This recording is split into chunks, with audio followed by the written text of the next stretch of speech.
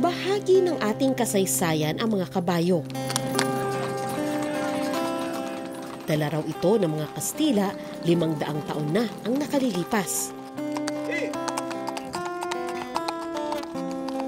Bago pa nito, may paniwala ring posibleng dala ito ng mga dayuhang mangangalakal.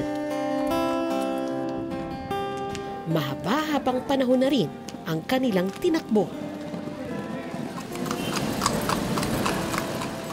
Pero sa makabagong panahon, bahagi pa nga ba ito ng buhay ng mga Pilipino?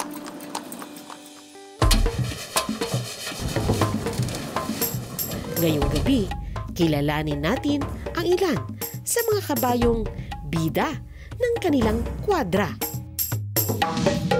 Si Maximum Speed, dating agaw buhay pero ilang ulit nang nanalo sa karera. Si Choi, masipag magtrabaho kahit minsan pilyo. Si Perla, na bagong sabak sa city life. At si Senyorito, sa pangalan pa lang, bida na.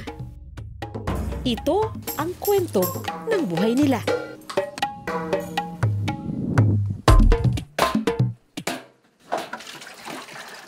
Pagputok pa lang ng liwanag, abala na ang lahat sa kwadrang ito sa tondo.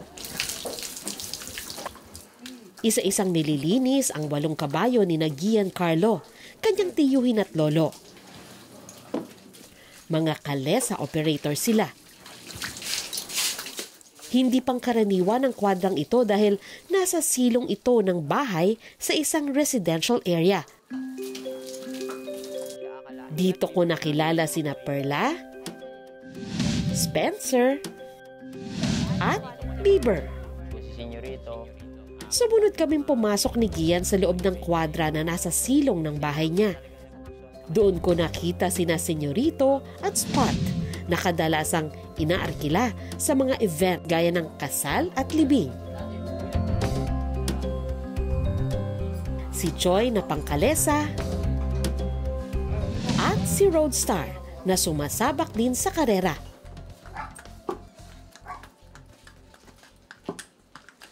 Ang pinakabata sa lahat ng kabayo, si Perla na 2 taong gulang pa lang.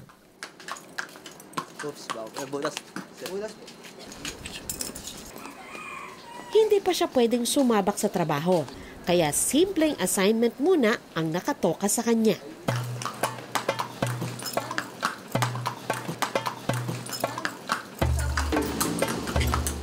Siya ang naatasang mamalengke ng pagkain ng mga kabayo.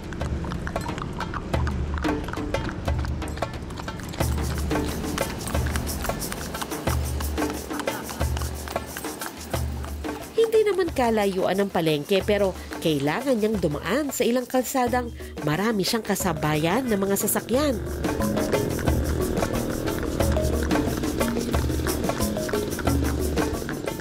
Tatlong lalaki ang sakay niya na masasabi ring bantay niya sakaling magkaproblema.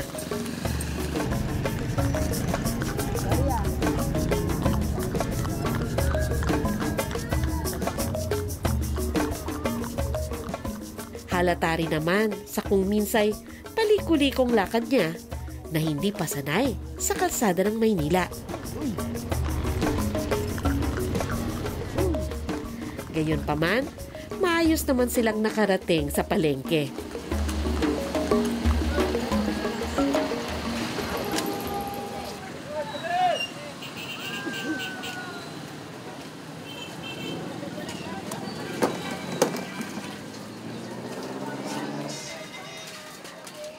Boss, thank you. Ito si Perla. Yan. Siya yung pinakabago na kabayo na tine-training para maging kalesa. So, ang mga tasking niya, yung pagbili sa palengke. Ang binibili niya ngayon pagkain din ng kabayo. Yan. So, pagka nasanay na siya, after a few months, pwede na siya sa kalesa. Mahalagang kargamento ang dala nito sa kanyang pag-uwi. Kaya hindi pwedeng ismulin ang papel ng cute na kabayong ito.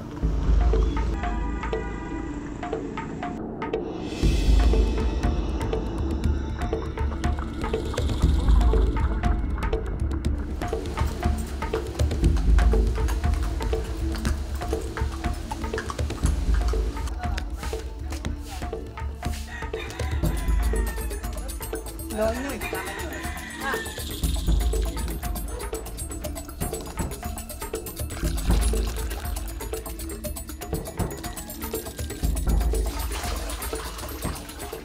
na pinakain ang lahat ng kabayo.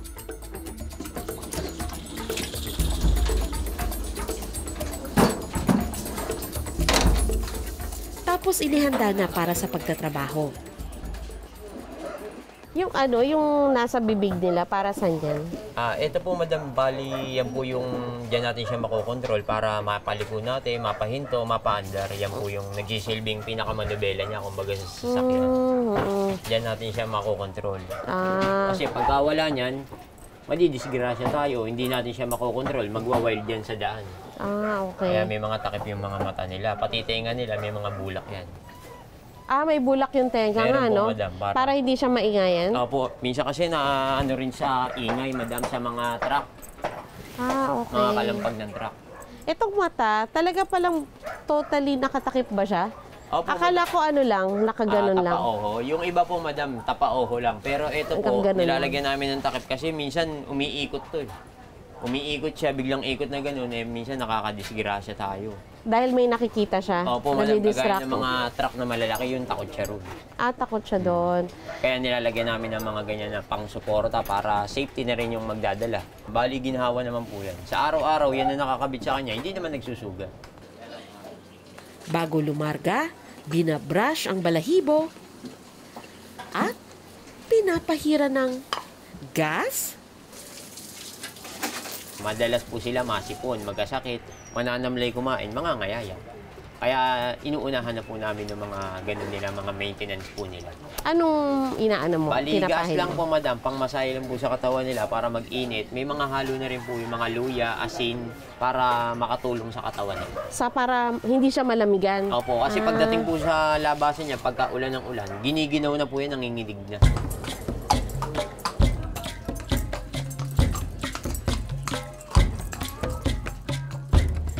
Pagdating ng kutserong si Mang Ador, inilabas na si Choy. At saka kinabitan ng karitela. Tartanilya ang tawag nila rito. Sa likod ang daan ng mga pasahero.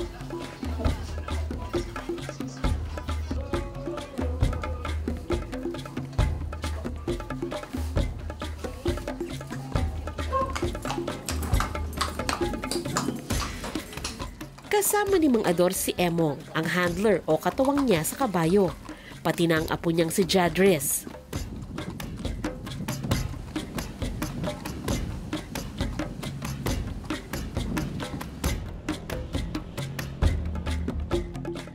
Huminto sila sa harapan ng Manila Cathedral sa Intramuros kung saan may permit magsakay ng pasahero ang kalesa. Naka-uniform pa nga si Mang Ador. Habang naghihintay ng pasahero, nagsimulang umulan ng malakas. Pero nanatiling nakatindig si Choy sa kanyang pwesto.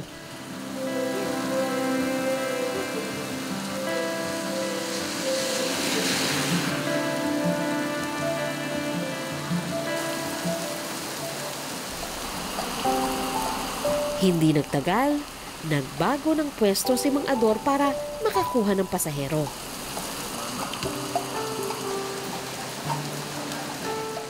Sa isang puntong, ang tanging naririnig ko, ang patak ng ulan at takatak ng mga paa ni Choy sa malamig na semento.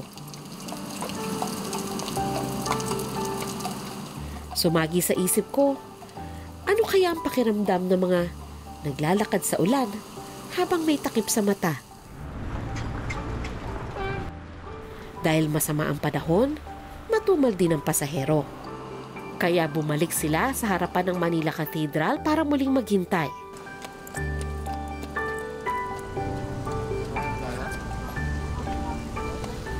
Hanggang sa tila ulan na lang ang nasawang bumuhos.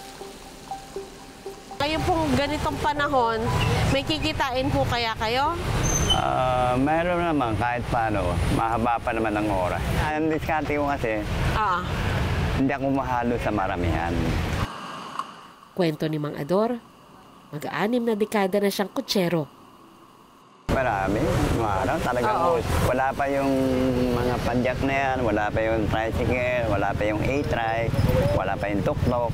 Wala pa lahat yan, hindi yung taxi bihira pa. Oo. Dahil So, ang dami yung pasahero noon? Dito talaga yung mga bayo, yung mga kutsero, karamihan ito. Sa kanya namin, puro nakaparada. Puro ganito lang, puro kalesa lang. Yung dalawahan. Ngayon, ang mga kalesa, karaniwang matatagpuan na lang sa tourist spot sa Maynila.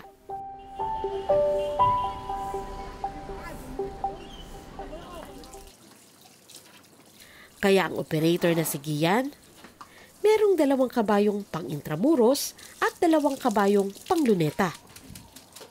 Bali, bata pa lang po kasi ako, sumasama na ako sa lolo ko hanggang sa nahilig na rin po ako sa kabayo, hanggang sa pinag-improve na rin po namin yung pagiging magkakabayo.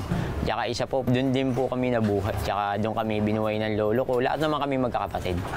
Pero hindi raw biro ang napili niyang hanap buhay. Totoo lang po, dahil mahirap mag-asikaso po ng kabayo, kailangan po talaga may mga katulong kami. Buti na lang po, marami kaming mga kaibigan dahil sila rin po yung mga mahihilig sa kabayo, sinasamahan kami. Nasisipon sila, kagaya po niya, yung ubo. Ubo yan. Bibigyan namin antibiotic yan pagka nakabili kami ng antibiotic. Uunahan na po namin. Uunahan nyo na. Opo, kasi pagka nagkasakit po, mananamli kumain, mga ngayayat. Minsan pagka wala namang pambili ng gamot, minsan suka-suka lang, mga herbal lang po. Suka Okay pinapahid namin sa katawan, pinapaamoy namin. Okay naman po, effective naman. May asawa at isang anak si Gian. Hindi raw siya sigurado na maipapasa niya sa anak ang kanilang kabuhayan, bagamat ngayon pa lang nawiwili na ito sa pagsakay kay Perla. Si Gian naman, may kinatutuwaan ding kabayo. Ang bida ng grupo na si Senyorito. Bukod daw kasi sa kaputian nito, makisig at maamo rin si Senyorito, kaya in demand ito sa mga kasal at libing. Bali, ang gustong-gusto ko po dyan yung puting-puti po si Senyorito. Kasi po yun talagang hindi namin siya pinang-work sa araw-araw. Talagang pag may event lang po siya.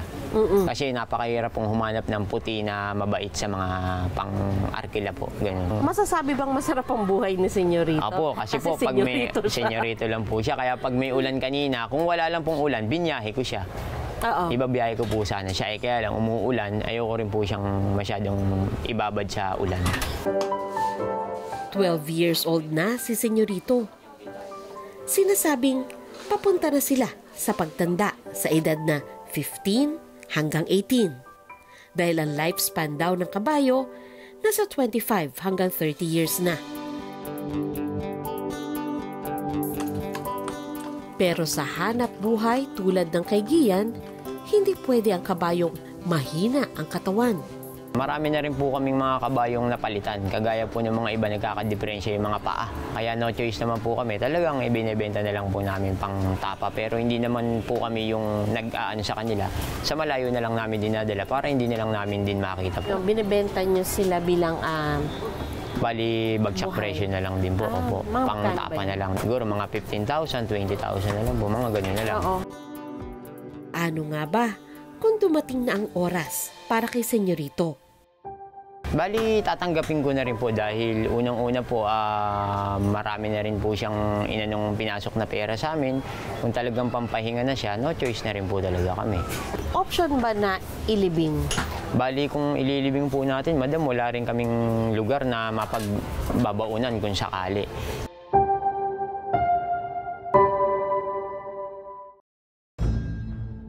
Mga kabayong tila walang kamuang-muang sa kanilang sasapitin. Minsan nang nakuna ng eyewitness ang pagkatay ng kabayo sa isang slaughterhouse. Mabilis ang proseso para hindi maghirap ang kabayo, pero mahirap pa rin kalimutan. Sa rules and regulation ng Department of Agriculture, maaring patayin ang kabayo sa pamamagitan ng euthanasia o injection o paggamit ng captive bolt stunner at baril. Dapat may sapat na training ang gumagawa nito. Sa videong ito na nakuhanan kamakailan, makikitang baras pa rin ang pagkatay ng kabayo. At kung minsan, kanya-kanyang katay na lang.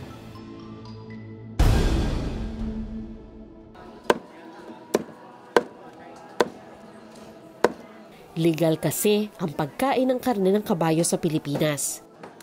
Kaya mabibili pa rin ito sa ilang lugar gaya ng Concepcion Market sa Malabon. Kilala rin ang Malabon sa masarap na tapang kabayo. Pero sa Malvar, Batangas, nakilala ko naman si Vicky Lopez, isang horse rehoming advocate. Imbis na katayin agad ang mga kabayong may injury o may edad na, hinahanapan ito ng bagong tahanan ni Vicky. Nagsimula yun sa time ng lolo at lola ko. Nag-aampon din sila ng mga retired race horses. Then, naging mahilig din yung nanay ko and then napasa din sa akin yung hilig. Meron bang nag-trigger para talagang simulan mo siya seryosohin mo yung ganong advocacy of rehoming horses? Alam ko kasi yung iba pag walang bumibili sa kanila, katayan yung bagsak nila. Nakakaawa, di ba? In 2020, the lockdown happened, March. It went longer than anyone expected. Para sa mga iba, if walang karera, walang income. Unfortunately, may mga ibang kabayo na neglect. So, dun ako nagsimula talaga actively trying to find homes for yung mga ibang kabayo na medyo napapabayaan na. Naghanap daw siya ng bagong kakalinga sa may 20 kabayo gamit ang social media. Ang first na nagka-interest was yung mga experienced horse owners and then eventually, kasi talagang pinursigi ko yung advocacy, pati yung never owned na naging owners. Karamihan is ginawang farm horse. Pero paalala ni Vicky, sa mga nagbabalak mag-adopt ng retiradong racehorse, owning a horse is actually not for everybody. You really have to have experience. Long-term commitment po siya in terms of expenses, in terms of energy, in terms of money, in terms of time. Kailangan din daw dumaan sa training ang kabayo para sa bagong buhay sa labas ng racetrack. Pati yung bagong may-ari, dapat daw mag-training. Yung training nila is for racing. Maraming nagugulat, bibili sila ng retired racehorse. Akala nila is as simple as sasakyan ko and then maggulat sila na hindi sumusunod yung kabayo or biglang igagalope sila. Siyempre kasi training nila yon. Si Vicky mismo, kumupkop ng 2 kabayo na bigay ng ibang horse owner. Isa rito, si Maximum Speed, isang thoroughbred na itinuturing ni Vicky na miracle horse. She was a very promising filly, a very young female horse before, and then nagkasakit siya. Naging chronic yung sakit niya, primarily sa kidneys. So when I got her, she was in quite bad shape already. Talagang nakakaawang tingnan. The thing is, yung sakit niya walang cure yun. Just as I was about to put her permanently na sa farm, biglang we noticed nag-i-improve siya. Nag-i-improve. Even medically, nag-reverse yung what we felt was irreversible. Katuwang ni Vicky sa pagkukondisyon kay Maximum Speed, ang trainer na si Ramon Nartea, na minsan na rin daw nalagay sa alanganin ng buhay. Sabi ko, gusto kong i-train. Kasi nga, sabi may kidney disease. Sabi ko, parehas kami. Baka bagay kami. 16 years old po ako, na-diagnose po ako na may parang kidney disease. 22 years. Ago. Nung tinaningan po ako, 6 to 9 months lang po. I was 16 years old po. Kaya raw, itinuturing niyang espesyal ang alaga. Super special po kasi po, nung hinabaan ko po ito, kumbaga po sa mga racers, hindi na po siya pwede. Dahil bumagsak po yung weight niya, tapos yung itsura niya hindi na po pangarera po. Maximum Speed! Milagro daw na gumaling si Maximum Speed at nakabalik sa karera. Now, it's already 1 year of her running with me. Naghahanap buhay siya twice a month. Hindi siya nagzi-zero. So I think she has about mga 20 or more than 20 placings na. It's either nanalo siya or nag-second place siya, third place, ganun. Kasi may premyo pa yan. Bukod kina Vicky at Ramon, nariyan din si JR, ang groom o taga-alaga ni Maximum Speed. So ikaw talaga yung lagi niyang kasama? Opo ma'am, kahit po sa exercise training po sa loob ng pista. Ako po sumasakay sa kanya. Anong kaibahan niya sa ibang alaga mo sa tingin mo? Ito ma'am, napakabait po ni Maximum kahit sa ensayo. Yung ibang alaga ko po, pag iniisay po sa pista, bigla po may tumatalon po eh.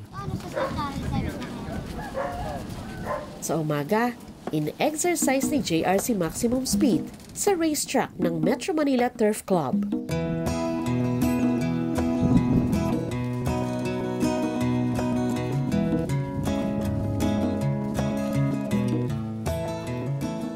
Pagkatapos nito, pinapaliguan ng kabayo.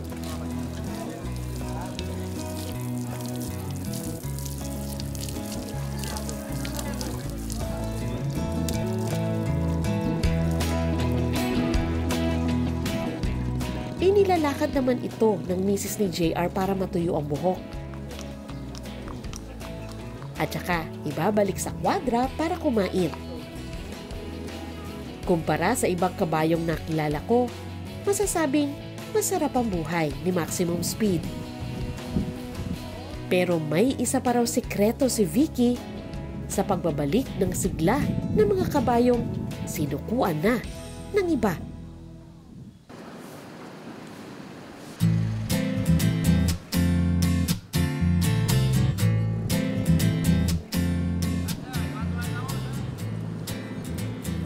Makalipas ang ilang oras na paghihintay, nakakuha na rin sa wakas ng pasahero sina Mang Ador at kabayong si Choi.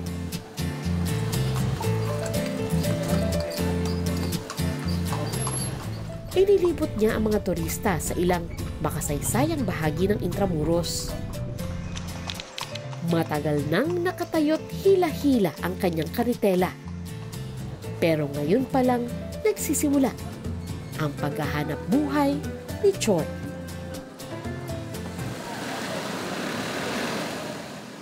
Dahil masama ang panahon, nagpa siya nang umuwi si Mang Ador, bit-bit ang 2,000 kita mula sa 2 oras na serbisyo sa isang grupo ng turista.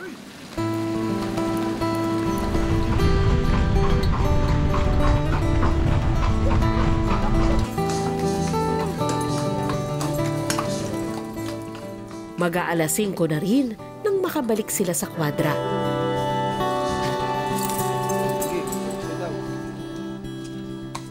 Agad itong inasikaso ng mga tauhan ni Gian.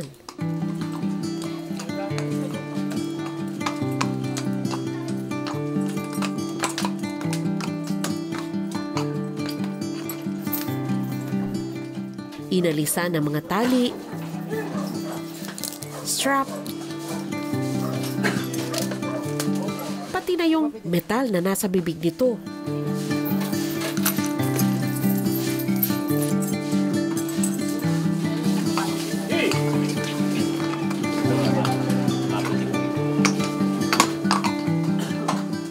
Tapos ipinasok na siya ng handler niya sa kwadra para makapagpahinga. Sige mga sir, uwi na kayo.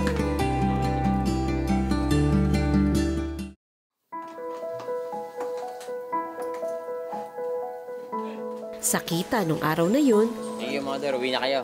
tig-1,000 sina Gian at Mang Ador. Uwi na kami. Okay, sige. Eh, kasama yung bata.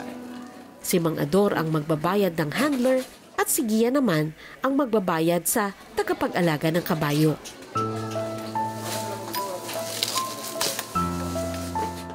Doon naging malinaw sa aking ang mga kabayo sa bunting kwadrang ito, ilang pamilya ang natutulungan. Pero ang mga kabayo ni Gian, pirmi lang nakatayo dahil maliit ang espasyo. May belt sila na nagsisilbing pansalo para hindi matumba kapag natutulog. May mga salo sila sa tiyan. Kasi minsan sa madaling araw bumababa kami, nakabagsak yan. Kaya naman, may pangarap daw siya para sa kanyang mga alaga. Makakuha ko ng space para sa kanila, tsaka yung may sarili kang bahay sa gitna para kahit na pawalan mo sila, natatanaw-tanaw mo lang sila, tsaka nakakahiga sila.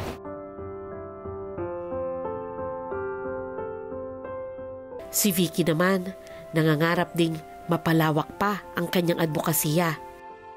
Lalo't naniniwala raw siya na maaaring marehab ang mga kabayo hindi lang sa paraang medikal, kundi pati sa pagpaparamdam ng malasakit at pagmamahal. Nakita nga namin ang paglalambing niya sa kanyang alaga. There's nothing quite like the fighting heart of a thoroughbred. Ano siya, very interesting, very moving breed yan. Napakalambing, napaka-gentle. And yet, when it's time to work, oh my gosh, watch them race. They will throw their heart out just to please you. Sa kabila ng lahat ng ito, aminado ang mga nakausap naming realidad pa rin ang pagkatay sa kabayo para sa kanilang karne. Kapag oras na ng kanilang pagre-retiro.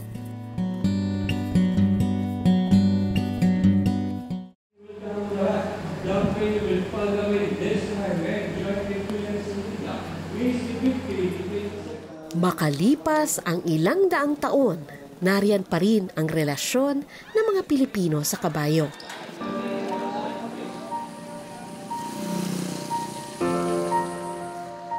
Pero tila lumiliit ang mundo para sa mga kalesa. Pero sa mga ganitong panganap buhay sa kalesa, pabagsak na rin po. Kasi ilan na lang din naman po ang tumatangkilik ng kabayo, kundi yung mga ibang taga-ibang lugar na lang po pag may bibisita sa atin. Pero paniwala ni Mang Ador, ang mga taong karugtong ng buhay ang kabayo, ang titiyak na hindi ito mawawala bilang bahagi ng ating kultura. But once you have that bond with that horse, you're hooked for life. I would say, horse is man's best friend. Magandang gabi po. Ako si Sandra Aguinaldo. At ito, ang Eyewitness.